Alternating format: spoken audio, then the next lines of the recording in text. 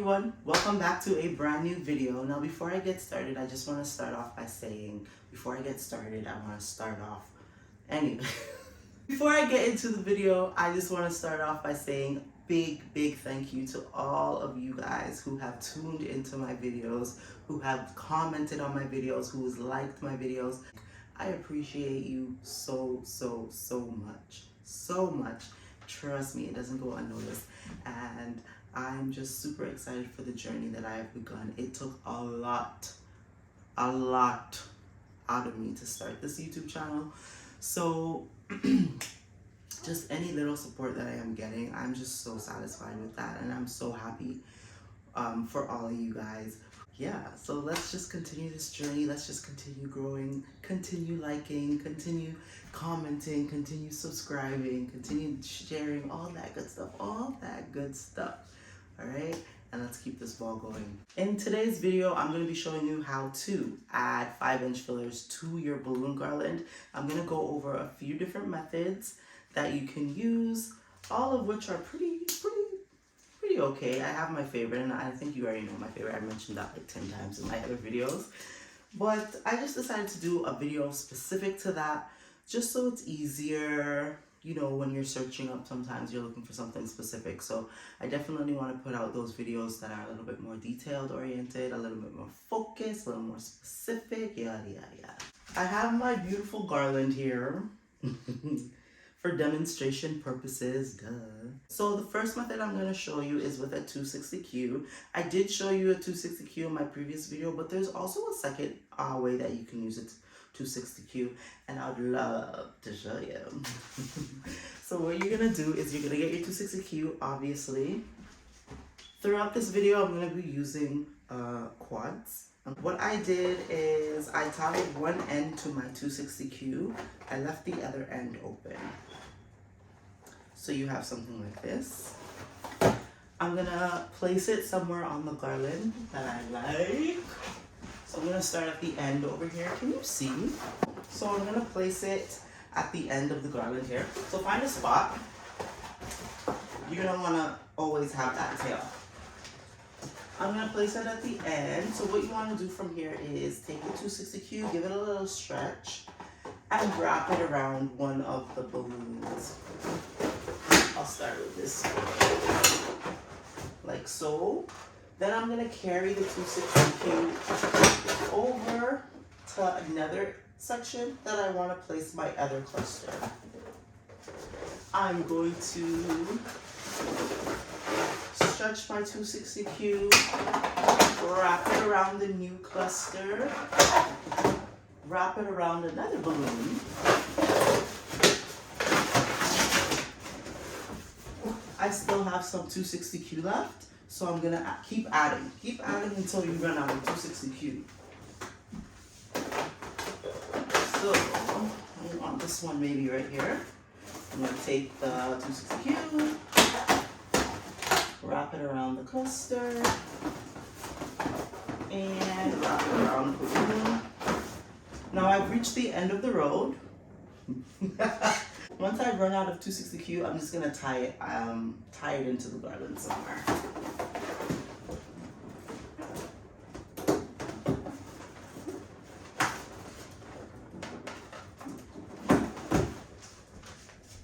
And there you go. Right, so with one 260Q balloon, I was able to add 3 clusters. Depending on how you do it, depending on how you're sectioning it, you can add maybe 4 mini clusters. So that's one method with the 260Q. It's not going anywhere. It's nice and snug. You place it exactly where you want it. The thing with this method is, well, I can move this one. It might not be as flexible. You know, sometimes you put your 260Q on and you want to move it around. This method, you might not get that flexibility, but it's snug. You hide the 260Q. It works. Okay, it works.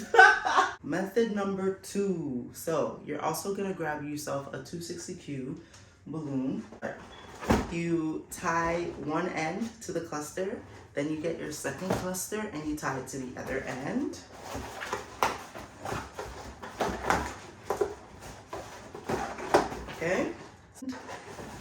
stretch it out, and this is gonna give you flexibility to wrap it around and move it wherever you want in the garland. So like this. Okay, find a balloon.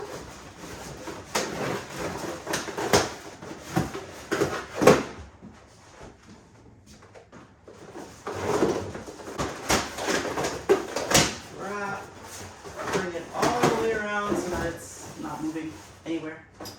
And then, voila, you place it anywhere you want. What I like about the first method is you're getting more than 2 clusters on one 260 cube. So if you're looking to like save on material or even move fast, it is kind of fast. You kind of just grab the cluster, wrap it, grab the cluster, wrap it, grab the cluster, wrap it. It's fast. Yeah, that one is not bad. It's just a matter of getting used to it. That's all.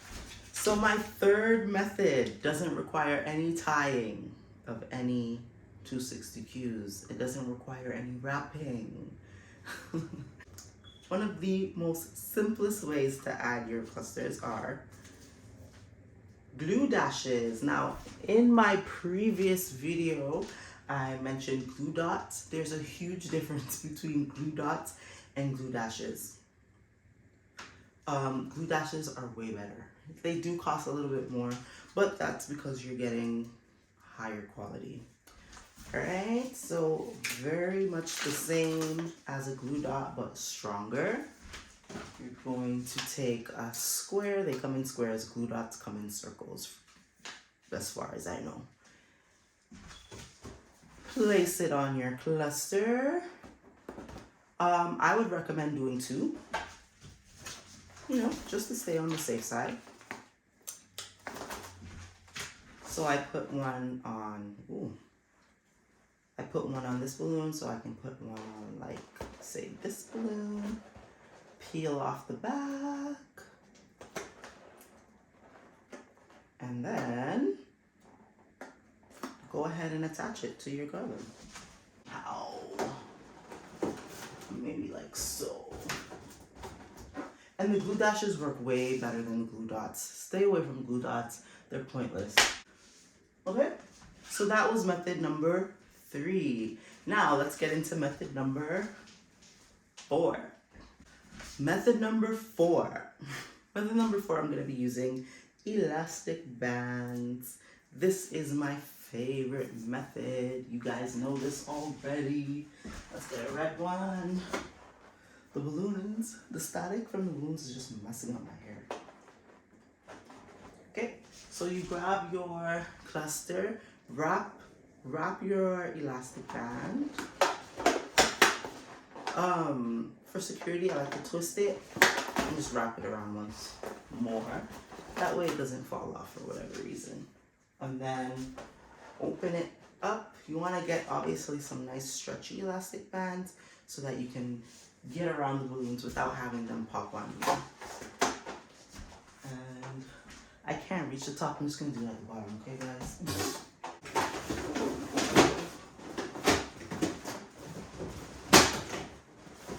Okay? Yeah. There you go. Again, flexible. You can move it up and around to the side. Bring it back down. I'm going to show you method number 5, and it's also using an elastic band. All right, so I have my elastic band. You're gonna start off same way we did the first time by wrapping your elastic band around the balloon, a twist, and wrap it again. Because sometimes when you attach it, depending on how you're moving the balloon, it will fall off because it wasn't really secure. So just twist it and wrap it 2 times just to make sure that it won't slip out when you're playing around with it. Okay, well, I only need 1 band. Okay, so I wrap it, and then very similar to the 260 cube method where we added 2 clusters to each end, you're gonna take another cluster and you're also gonna wrap it 2 times So we basically did the same method as the 260Q, but we're using an elastic band. And same thing as the 260Q, just wrap it. I didn't have any 5-inch yellows, so I'm using peach. Alright, so you can do it like this. So you can actually open it up and attach it this way. If your band is stretchy enough, if your elastic band is stretchy enough, you can do it exactly like the 260Q and just wrap it.